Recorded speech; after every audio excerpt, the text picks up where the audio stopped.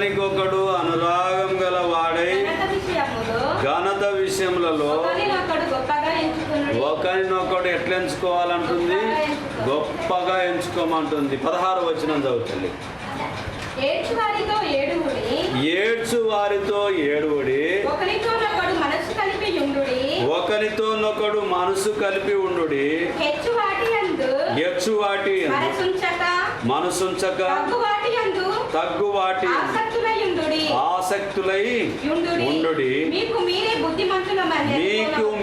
బుద్ధిమంతులమని అనుకొనవద్దు.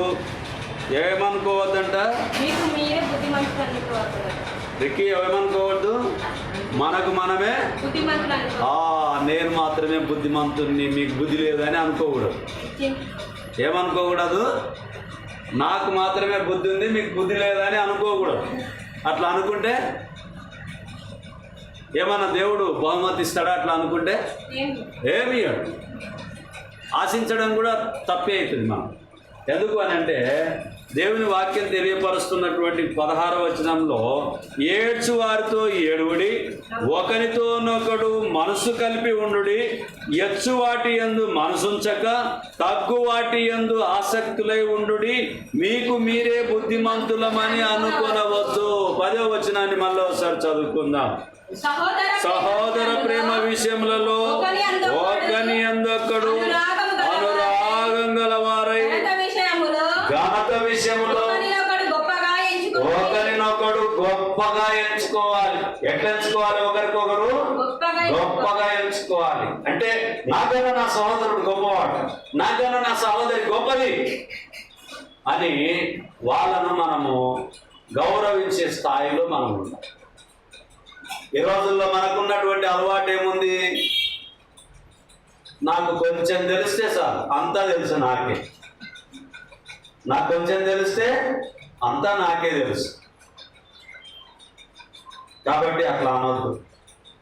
ఒకరికొకరు ఏం చేయాలి? గౌరవించుకోవాలి, ఇచ్చిపుచ్చుకోవాలి. పెళ్ళిళ్ళలో మూగులు ఇస్తారు కదా, కానుకలు పెడతారు కదమ్మా, పెడితే వాళ్ళు మట్టుకుంటారా? మళ్ళీ మన ఇంట్లో కార్యక్రమం ఉంటే మళ్ళీ తీసుకొచ్చి పెడతారా? పెట్టరామా? అంటే ఒకరిని ఒకరు మనం ఏం చేయాలి? గౌరవించుకోవాలి. అంటే ప్రేమ విషయంలో కూడా ఇచ్చిపుచ్చుకోవాలి, ఘనత విషయంలో కూడా ఎచ్చుగా ఆలోచన చేయాలి. నాకన్నా ఆమె గొప్పది అని చెప్పాలి, నాకన్నా ఆయన గొప్పవాడు అని చెప్పాలి. కానీ మనమైతే కొంచెం షార్ట్ అయితే చాలు, ఆయన అంత పనికిమాలినోడు లేడు అని చెప్పి చెప్తాం, ఆమె అంత ఇది లేదు అని చెప్తాం. షార్ట్ అయితే చాలు, ముందర ఒక మాట సాటుకు ఒక మాట మాట్లాడతాం. అందుకొరకే మీరు ఎచ్చువాటి యందు హెచ్చించకుండా తగ్గించుకోమని చెప్పి దేవుని వాక్యము. ఏడ్చువారితో ఏడువుడి, ఒకరితోనొకడు మనసు కలిసి ఉండుడి, ఎచ్చువాటి యందు మనసుంచక తగ్గు వాటి యందు ఆసక్తులై ఉండుడి. మీకు మీరే బుద్ధిమంతులమని అనుకోవద్దు. మీకు మీరే నాకు నేనే బుద్ధిమంతులమని అనుకోవద్దు. ఎందుకంటే బుద్ధి జ్ఞానములు సర్వ సంపదలు దేవుని ఆధీనంలో ఉన్నవనేటటువంటిది జ్ఞాపకం ఉంచుకోవాలి. పేతురు మొదటి పత్రిక 4వ అధ్యాయం 8వ వచనం. పేతురు మొదటి పత్రిక 4వ అధ్యాయం 8వ వచనం. ప్రేమ అనేక పాపములను కప్పును గనుక అన్నిటికంటే ముఖ్యముగా ఒకని ఎడల ఒకడు నిక్కటమైన ప్రేమ గలవారై ఉండుడి. చూడండి, ప్రేమ సనుగునకుండా ఒకరితో ఒకడు ఆతిథ్యము చేయుడి, దేవుని నానా విధమైన విషయమై మంచి గృహ నిర్వాహకులై ఉండి ఒక్కొక్కడు కృపావరము పొందిన కొలది ఒకరికొకడు ఉపచారము ఏం చేయాలంటున్నాడు? ఆతిథ్యం ఏమంటున్నాడు? ఒకరినొకడు గొప్పగా ఎంచుకోమంటున్నాడు, ఒకరికొకడు ఉపచారం చేయమంటున్నాడు. అని అంటే సేవ చేయమంటున్నాడు ఒకరికొకరు. మనమేమో చేసేవాళ్ళు చాలా మంది ఉన్నారు భూమి మీద, లేదని నేను అన్నాను. కానీ మనం కూడా ఏం చేయాలి? చెయ్యాలి. వాళ్ళు చేసింటే బాగుండే కదా అని అనుకోవడం వ్యర్థం. మనం పోయి చేయడం కరెక్ట్ అమ్మా. నాకు అందుబాటులో ఉంది, నేను చేయాలి. మీరు అందుబాటులో లేరు, మీరు చేయకపోయినా నడుస్తుంది. కానీ మీకు అందుబాటులో ఉన్న కాడ మీరు చేయాలి, నాకు అందుబాటులో ఉన్న కాడ నేను చేయాలి. ఆతిథ్యం ఇవ్వాలి, ఉపచారం చేయాలి, ప్రేమను చూపించాలి. ఈ 3 విషయాలను కూడా ప్రేమ అనేక పాపములను కప్పును గనక అన్నిటికంటే ముఖ్యం ఒకని యెడల ఒకడు మిక్కటమైన ప్రేమ గల వారై ఉండుడి. సరుగు కొనకుండా ఒకరికొకడు ఆతిథ్యము చేయుడి. కొన్నిసార్లు సనుక్కుంటాం, ఈయన దగ్గర ఎప్పుడు నేను తినలేదు కానీ ఈయనైతే వచ్చిండు, మనగంలాకి వచ్చిండు తిండికి అని అనుకుంటాం. కొన్నిసార్లు మానవులం మనం అనుకుంటాం, ఎన్నడేం పెట్టనేలే, ఇప్పుడు వచ్చిండు కుటుంబం వల్ల వచ్చిండు అప్పుడు తిండికే, ఎట్లా తిన్నప్పుడు అవుతుందో ఏమో అని చెప్పి కూడా అనేటోళ్ళం ఉంటాం. నువ్వు రావద్దనేటోళ్ళు కూడా దుర్మార్గంగా ఆలోచన చేసే వాళ్ళు కూడా ఉంటారు. అలా ఉండవద్దు. సిటీలో అయితే ఏం చేస్తారని అంటే, సిటీ కల్చర్లో వివాహాలు జరిగినప్పుడు, ఏదైనా ప్రోగ్రామ్ జరిగినప్పుడు ఎవరికైతే కార్డు ఇచ్చింటారో ఆ కార్డు ఇచ్చిన వ్యక్తి మాత్రమే లోపలికి పోవాలి. సిటీ అది, సిటీ కల్చర్ అది అట్లే ఉంటుంది. మన గ్రామీణ ప్రాంతంలో ఎట్లుంటుందంటే, పెళ్లి పత్రిక ఇచ్చినా, ఏదైనా కార్యక్రమ పత్రిక ఇచ్చినా, ఇచ్చిన వాళ్ళు వస్తారు, ఇవ్వని వాళ్ళు కూడా వస్తారు. మనం ఇచ్చిన వాళ్ళు వస్తారు, ఇవ్వని వాళ్ళు కూడా వస్తారు. వస్తే ఇచ్చిన వారితో ఎట్లయితే ప్రేమతో మనం ఆతిథ్యం ఇస్తామో, ఇవ్వని వారికి కూడా అలాగనే ప్రేమతో ఆతిథ్యం ఇవ్వాలి. ఎందుకు అని అంటే, నేను ఆకలి వంటిని మీరు ఆహారం ఇస్తుంది, నేను దాహం వంటిని మీరు నాకు నీళ్ళు ఇస్తుంది, నాకు వస్త్రం లేకుంటే మీరు నాకు వస్త్రములు ఇస్తుంది అని యేసయ్య చెప్పిండు. మేము ఎప్పుడు ఇచ్చినాం ప్రభువా మీకు అని చెప్పారు. లేని వారికి ఇస్తే నాకు ఇచ్చినట్టుగానే అని చెప్పి యేసు ప్రభు వారు సెలవిచ్చి ఉంటున్నాం. రోమీయులకు రాసిన పత్రిక 13వ అధ్యాయం 8వ వచనం. ఒకరినొకడు ప్రేమించుట విషయంలో తప్ప మరి ఎవరికి ఏముండకూడదంట. అచ్చి అంటే అప్పు, అప్పు అచ్చి ఉండకూడదంటే అప్పు ఉండకూడదు. అంటే ఏమిట్లో కూడా అప్పు ఉండకూడదు. తీసుకున్నాం అనుకోండి ఇవ్వాలి, లేట్ అయినా పర్వాలేదు ఇవ్వాలి. ఇవ్వకుండా ఇంకా చూసి మట్టుగా ఉండేటట్లు ఉండదు. ఏమవుతుందిలే చెల్లిలోమనే కదా, ఏకున్నా నడుస్తుంది అని అనుకోకూడదు. ఆ ఏరియానే కదా, ఏకుంటే ఏమవుతుంది పా అని అనుకోవాలి. పౌలు గారు తెలియజేస్తున్నారు, ఏ విషయంలో కూడా నేను ఎవరి దగ్గర కూడా ఏం లేనంటున్నాడు. మళ్ళీ దొరుకుతాడు. ఒకరినొకడు ప్రేమించుట విషయంలో తప్ప మరి ఏమియో, ఒకరినొకడు ప్రేమించుట విషయంలో తప్ప మరి ఏమియో ఎవరికి అచ్చి ఉండవద్దు. పొరుగు వారిని ప్రేమించువాడే ధర్మశాస్త్రము నెరవేర్చిన వాడు. ధర్మశాస్త్ర గ్రంథంలో ఉన్నటువంటి పాత నిబంధనలో ఉన్నటువంటి అన్ని పుస్తకాలను కూడా మనం ఆలోచన చేస్తే, ధర్మశాస్త్రానికి లోబడినటువంటి పుస్తకాలన్నీ కూడా మనం ఆది కాండం నుంచి ఆలోచన చేస్తే, కొత్త నిబంధన మత్తయి సువార్త వరకు అంటే మలాకి వరకు కూడా మనం ఆలోచన చేస్తే ధర్మశాస్త్రానికి లోబడినటువంటి పుస్తకాలుగా ఉన్నాయి. చరిత్ర విభజింపబడినటువంటివి, చరిత్ర ఉన్నవి, యుద్ధాలు ఉన్నవి, మరి సామెతలు ఉన్నాయి, కీర్తనలు ఉన్నాయి. అనేక విషయాలు మనం ఆది కాండం, నిర్గమకాండం, సంఖ్యాకాండం, లేవ్యకాండము, ద్వితీయోపదేశ కాండము, యెహోషువ గ్రంథము, ఇవల్ల పాత నిబంధనలో ఉన్నటువంటి వాటిని అన్నింటినీ కూడా ధర్మశాస్త్ర నిబంధనకు సంబంధించినటువంటి విషయాలుగా ఉన్నాయి. అవన్నీ కూడా మనం నెరవేర్చాలంటే దేనితో నెరవేరుస్తామంట? దేనితో నెరవేరుస్తామా? ఒకరినొకడు ప్రేమించడం విషయంలో తప్ప మరి ఏమీ ఎవరికి అచ్చి ఉండవద్దు. పొరుగు వారిని ప్రేమించువాడే ధర్మశాస్త్రం నెరవేర్చిన వాడు.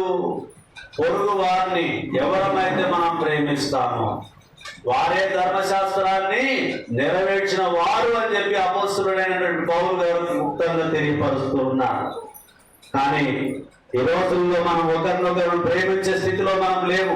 ఒకరినొకరు ప్రేమించే స్థితిలో లేము. ఒక్క ప్రేమ తప్ప మిగిలిన ప్రేమలన్నీ లేకుండా పోతూ ఉన్నాయి. అది ఏ ప్రేమ? యవ్వనంలో ఉండేటటువంటి ప్రేమ. ఏ ప్రేమ ప్రేమిస్తున్నారమ్మా? యవ్వనంలో ఉన్నటువంటి ప్రేమ, ఆకర్షితమైనటువంటి ప్రేమ, అమ్మాయి అబ్బాయి, అబ్బాయి అమ్మాయిని ప్రేమించుకునే ప్రేమ తప్ప ఈ ప్రపంచంలో అన్ని ప్రేమలన్నీ కూడా మాయం చేసి ఉన్నారు. తల్లి ప్రేమ, తండ్రి ప్రేమ, అక్క ప్రేమ, చెల్లి ప్రేమ, అన్నదమ్ముల ప్రేమ, రక్త సంబంధికుల ప్రేమ, దేవుని ప్రేమ, సహోదర ప్రేమ, అన్ని ప్రేమలన్నీ కూడా విడిచిపెట్టి దూరంగా ఉంటూ ఉన్నా. కాబట్టి దేవుని వాక్యం నీతో నాతో మాట్లాడుతుంది, స్పష్టంగా మాట్లాడుతున్నది ఏమిటంటే ప్రేమ లేని వాడు నా వాడు కాదని దేవుని వాక్యము తెలియపరుస్తుంది. ఒకరినొకడు ప్రేమించడం విషయంలో తప్ప మరి ఏమియో ఎవరికి అచ్చి ఉండవద్దు.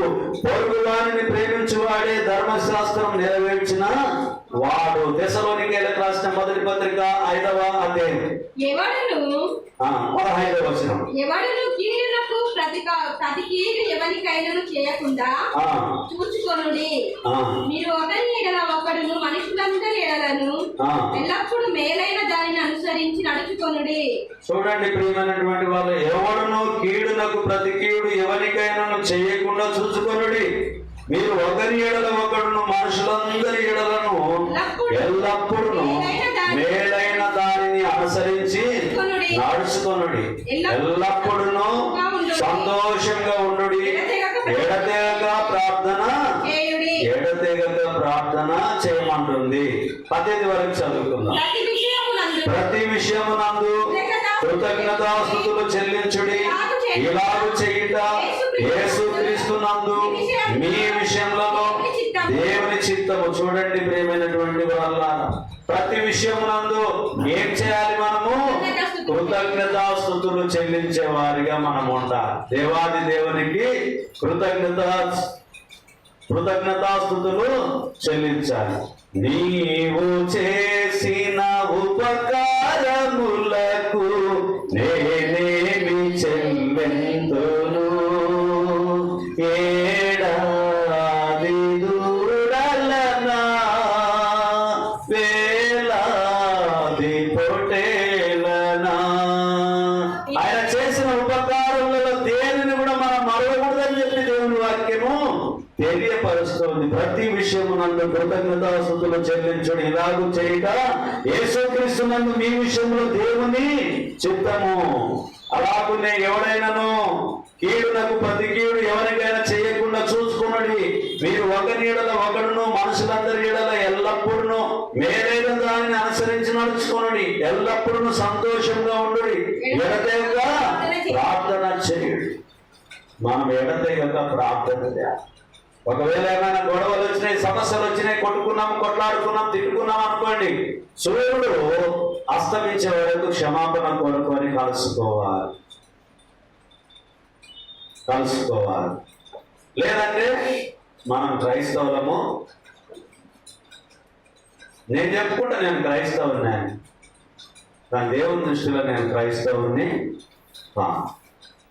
కాబట్టి ప్రియమైనటువంటి వాళ్ళ, ఒకరినొకరము ప్రేమించడము అంటే ఆత్మ సంబంధమైన ప్రేమ, యథార్థమైనటువంటి ప్రేమ, పవిత్రమైనటువంటి ప్రేమ, పరిశుద్ధమైనటువంటి ప్రేమ. మరి అన్ని రకాలుగా మనం నేర్చుకొని దేవుని వాక్యాన్ని తెలుసుకొని మరి దేవుని చిత్తాన్ని జరిగించే బిడ్డలుగా, కుమారులుగా మనం ఉండాలని చెప్పి దేవుని వాక్యం మనకు తెలియపరుస్తూ ఉన్నది. అలాగనే ఎబ్రీయులకు రాసిన పత్రిక 10వ అధ్యాయము 24-25 వచనాన్ని చూద్దాం.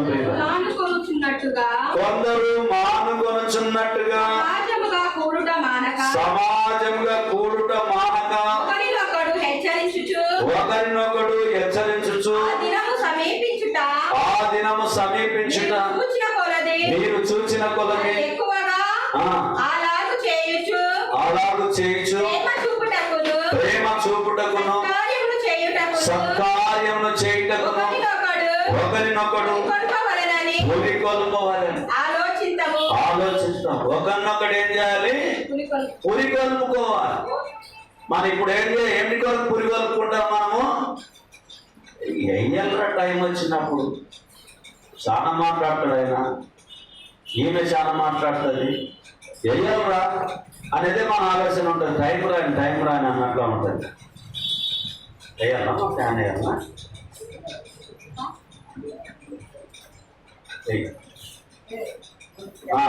ఒకరినొకడు ఏం చేసుకోవాలి? పురికొల్పుకోవాలి. దేని విషయంలో పురికొల్పుకోవాలి? మంచి విషయంలో, ప్రేమ విషయంలో, త్యాగం విషయంలో, గొప్ప విషయంలో, ఆనందమైనటువంటి విషయంలో పురికొల్పుకోవాలి. మళ్ళీ ఒకసారి, కొందరు మానుకున్నట్టుగా సమాజంగా కూడటం మానక ఒకరితో ఒకడు హెచ్చరించుచు ఆ దినము సమీపించుట మీరు మరి ఎక్కువగా అలాగ చేయుచు ప్రేమ చూపుటకును సత్కార్యము చేయుటకును ఒకరినొకడు మంచి కొరకు పురికొల్పుకోవాలి. ఆలోచింతము ప్రియులారా. అవును ప్రియమైనటువంటి సహోదరి సహోదరులారా, ఒకరి కొరకు ఒకరు మనం ఏం చేయాలి? మంచి విషయం కొరకు పురికొల్పుకునేటటువంటి కుమారులుగా మనం ఉండాలి. అంతేగాని నష్టం చేయడానికి, కీడు చేయడానికి ఎప్పుడు మనం పురికొల్పుకోవడానికి వీలు లేదు. మార్కు సువార్త 9వ అధ్యాయం 50వ వచనాన్ని చూద్దాం. ఉప్పు మంచిదే గాని ఉప్పు నిస్సారమైన ఎడల దేని వలన మీరు దానికి సారము కలగజేతురు? ఒకరితో ఒకరు సమాధానముగా ఉండుడని చెప్పాను. ఒకరితో ఒకరు ఎట్లుండాలి? సమాధానంగా ఉండాలి. కానీ నిజంగా ప్రియులారా, క్రైస్తవుల్లోన సమాధానం అనేటటువంటిది కరువైపోతుంది. నేటి క్రైస్తవ్యంలోన సమాధానం అనేటటువంటి పదం చాలా దూరం అవుతుంది. సమాధానం అనేటటువంటి పదము ఎండమావులాగా కనిపిస్తూ ఉంది. అది దగ్గరికి పోయేటలకు కనిపించలేదు. అందరం సమాధానంతో ఉన్నట్లనే ఉంటాం చర్చికి వచ్చినప్పుడు, కానీ మనలో నిజంగా సమాధానము లేకుండానే ఉంటూ ఉన్నాయి. మనల్ని మనం హెచ్చరిక చేసుకోవాలి. దేవుని వాక్యం చెప్పినట్టుగా మనం ఉంటూ ఉన్నామా? మనకు నచ్చినట్టుగా మనం ఉంటూ ఉన్నామా? ఏది మనకు కరెక్ట్? ఒకవేళ మనసులను ఆలోచన చేసినట్టుగా ఉంటే ఉప్పు ఏ విధంగా చూపిస్తుందో గుర్తు చేద్దాం. ఉప్పు మంచిదే కానీ ఉప్పు నిస్సారమైన ఎడల దేని వలన మీరు దానికి సారము కలగజేతులు? మీలో మీరు ఉప్పు సారము గలవారై ఉండి ఒకరితో ఒకరు సమాధానంగా ఉండుడని చెప్పాను. అంటే ఉప్పు కూడా ఎట్లా ఉంటది? తగినంత ఉంటే ఉప్పు బాగుంటుంది, రుచి మంచిగా ఉంటుంది. తగిన దానికన్నా పెంచితే ఉప్పు మనం ఎక్కువ వేసినాం అనుకో తిండికి వస్తుంది, ఒప్పదు రుచులకు. ఉప్పు తక్కువైతే మంచిగా అనిపించదు, ఉప్పు ఎక్కువైతే మంచిగా అనిపించదు. అందుకనే ఎక్కువ కాకుండా తక్కువ కాకుండా దేవుని ప్రేమను తగినంతగా మనం ఉంచుకోవాలి. మనకు దేవుని వాక్యం మనకు ఈ విధంగా మనకు గుర్తు చేయబడుతూ ఉన్నది. కాబట్టి మనం వాక్యం మాట్లాడుతూ ఉన్నప్పుడు, వాక్యం వింటూ ఉన్నప్పుడు, వాక్యం చెప్తూ ఉన్నప్పుడు మన జీవితంలో మనం ఏం ఆలోచన చేయాలి? ఉప్పును జ్ఞాపకం చేసుకోవాలి. నాయనా నాలో కోపం అనేటటువంటి ఉప్పు ఉంది, నాయనా నాలో పాపం అనేటటువంటి ఉప్పు ఉంది, నాయన నాలో అభద్రభావం అనేటటువంటి ఉప్పు ఉంది. దయతో నాయన ఈ ఉప్పును సరైన పద్ధతిలో నీవు నన్ను కంట్రోల్ చేయమని ప్రార్థన చేసుకున్నాను.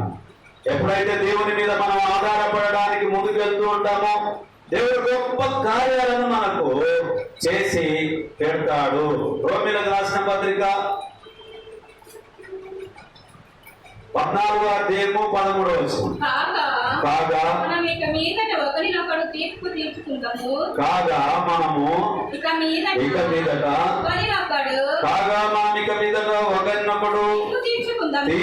తీర్చుకుందాము. ఇదియుగాక సహోదరునికి అడ్డమైనను ఆటంకమైనను కలుగజేయకుందామని మీరు నిశ్చయించుకొనుడి. ఏమంటుంది? సహోదరునికి నీవు నష్టం చేయవద్దని చెప్తుంది. కానీ మనమైతే ఏం చేస్తాము? ఇట్లా వెళ్ళి ఓదరని సంగతి చూస్తానే అంటాం. భార్య రాకముందేమో కలిసిమెలిసి ఉంటాం, భార్య వచ్చినాకనేమో అసలు బుద్ధి బయటికి ఎట్టి భార్యల మీద చెడ్డ పేరు పెడతామా అన్నదమ్ములు. అవును, మా అన్నదమ్ములు మేము కలిసే ఉంటాము, మా కిందే తీసుకుంటాము, మా ఆయన పోతాడు, మా చెల్లి పోతాడు, మా తమ్ముడు పోతాడు అని అంటే వచ్చిన ఆయన ఏం చేస్తుంది? ఏమి చేయదు ఆయన. నేను బాగలేక నేను వచ్చిన భార్యతోటి సెటిల్మెంట్ చేయాలన్నదే నా ఆలోచన. నేను బాగలేక నా భర్తతో సెటిల్మెంట్ చేయాలన్నదే ఆలోచన. కాబట్టి ప్రియమైనటువంటి సహోదరి సహోదరుల, దేవుని వాక్యం తెలియపరుస్తుంది సహోదరుల ప్రేమ పట్ల. కాగా మనం ఇక మీద ఒకరినొకరు తీర్పు తీర్చకుందుము, ఇదియుగాక సహోదరునికి అడ్డమైనను ఆటంకమైనను కలగజేయకూడదని మీరు నిశ్చయించుకుని అన్ని నిర్ణయం తీసుకోండి. నా సహోదరికి నేను నష్టం చేయను, నా సహోదరికి నేను నష్టం చేయను నిర్ణయం తీసేసుకోండి అని చెప్పి దేవుని వాక్యం తెలియపరుస్తున్నది. ఇర్మియా గ్రంథము 9వ అధ్యాయము 20వ వచనాన్ని గమనిద్దాం. ఇర్మియా 9:20. స్త్రీలారా, యెహోవా మాట వినుడి, మీరు చెవియొగ్గి ఆయన నోటి మాట ఆలకించుడి. మీ కుమార్తెలకు రోదనము చేయ నేర్పుడి, ఒకరికొకరు అంగరార్పు విద్య నేర్పుడి. స్త్రీలారా, యెహోవా మాట వినుడి, మీరు చెవియొగ్గి ఆయన నోటి మాట ఆలకించుడి. మీ కుమార్తెలకు రోదనము చేయ నేర్పుడి, ఒకరికొకరు అంగలార్పు విద్య నేర్పుడి. చూడండి ప్రియమైనటువంటి వాళ్ళ, స్త్రీలారా, యెహోవా మాట వినుడి, మీరు చెవియొగ్గి ఆయన నోటి మాట ఆలకించి. దేవుని మాటను ఏం చెప్తుంది? వినమని చెప్తూ ఉంది. కానీ మనం ఏం చేస్తాము? కొన్నిసార్లు వింటాము, కొన్నిసార్లు వినాము. కొన్నిసార్లు ఇంటి వరకు మోసుకొని వెళ్తాము, కొన్నిసార్లు ఇంకెన్ని మార్చిపోతూ ఉంటాం. కొన్నిసార్లు జీవితాంతం గుర్తు పెట్టుకుంటాము, కొన్నిసార్లు జ్ఞాపకమే పెట్టుకోము దేవుని మాటలు. అందుకొరకే చెవియొగ్గండి, దేవుని మాటలు వినండి అని చెప్పి దేవుని వాక్యము పదే పదే గుర్తు చేస్తూ ఉన్నది. ఎందుకు స్త్రీలారా అని చెప్పి తెలియపరుస్తుంది అంటే, కొన్నిసార్లు స్త్రీలు అవ్వ ఏ విధంగా అయితే తప్పిపోయిందో అలా తప్పిపోవడానికి అవకాశం ఉంది. కాబట్టి మీరు జర జాగ్రత్తగా ఉండండి అని చెప్పి దేవుని వాక్యం తెలియపరుస్తూ ఉన్నది. ఎఫెసీయులకు రాసిన పత్రిక 4వ అధ్యాయము 30 నుంచి 32 వచనాల వరకు చదువుకుందాం. దేవుని పరిశుద్ధాత్మను దుఃఖపరచుకుడి, వివేచన దినము వరకు ఆయన యందు మీరు ముద్రింపబడి ఉన్నారు. ఎవరి యందు ముద్రింపబడి ఉన్నాము? దేవుని పరిశుద్ధాత్మ దుఃఖపరచకుడి. చదువుతండి. దేవుని పరిశుద్ధాత్మను దుఃఖపరచుకుడి, దేవుని పరిశుద్ధాత్మను దుఃఖపరచకుడి, విమోచన దినము వరకు ఆయన యందు మీరు ముద్రింపబడి ఉన్నారు. ఆయన యందు మీరు ముద్రింపబడి ఉన్నారు. సమస్తమైన ద్వేషము, కోపము, క్రోధము, అల్లరి దూషణ, జారమైన సకల దుష్టత్వము మీరు విసర్జించుడి. ఒకని ఎడల ఒకడు దయగలిగి కరుణా హృదయులై క్రీస్తునందు దేవుడు మిమ్మల్ని క్షమించిన ప్రకారము మీరును ఒకరినొకరు క్షమిస్తున్నామా? మనము అయితే మనిషి వాళ్ళం. క్షమిస్తలేమా? అయితే దేవుని బిడ్డలో మనం. క్షమించగలిగే మనసు ఎవరికి ఉండదని అంటే, ధైర్యవంతులైనటువంటి వారికి క్షమించే గుణం ఉంటుంది, పెరిగి వాళ్ళకు లేకుంటుంది. దేవుని మాట వినని వాళ్ళకు లేకుంటుంది ఆ ధైర్యం. క్షమాపణ కోరడము అని అంటే చాలా గొప్ప ధైర్యం కలగా. కాబట్టి ప్రియమైనటువంటి వాళ్ళ, మన జీవితంలో దేవుని ప్రేమను విడబాపకుండా, దేవుని పరిశుద్ధాత్మను దూషించకుండా, దేవుని మాటల్ని మనం తిరస్కరించకుండా 32 మళ్ళీ వస్తారు జరుగుతాయి.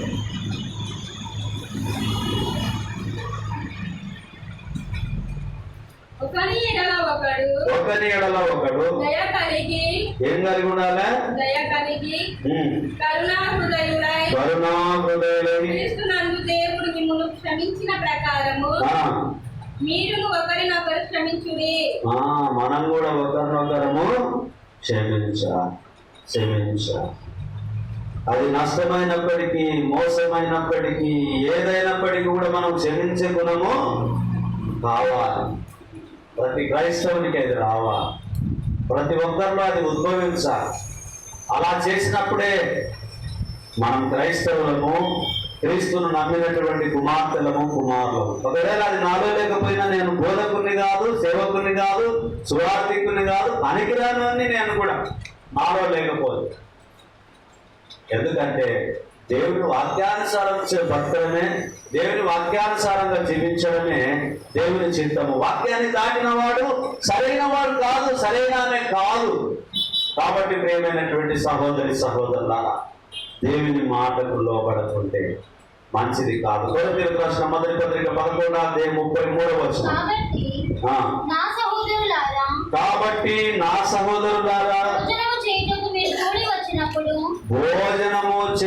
మీరు కూడి వచ్చినప్పుడు ఒకరి కొరకొకడు కనిపెట్టుకొని ఉండుడి. కాబట్టి నా సహోదరులారా, భోజనం చేయుటకు మీరు కూడి వచ్చినప్పుడు ఒకరి కొరకొకడు కనిపెట్టుకొని ఉండుడి. ఎందుకొరకు కనిపెట్టమంటున్నాడు? చదువుతారు 34. మీరు కూడి వచ్చుట శిక్షావిధికి కారణము కాకుండానట్లు ఎవడైనా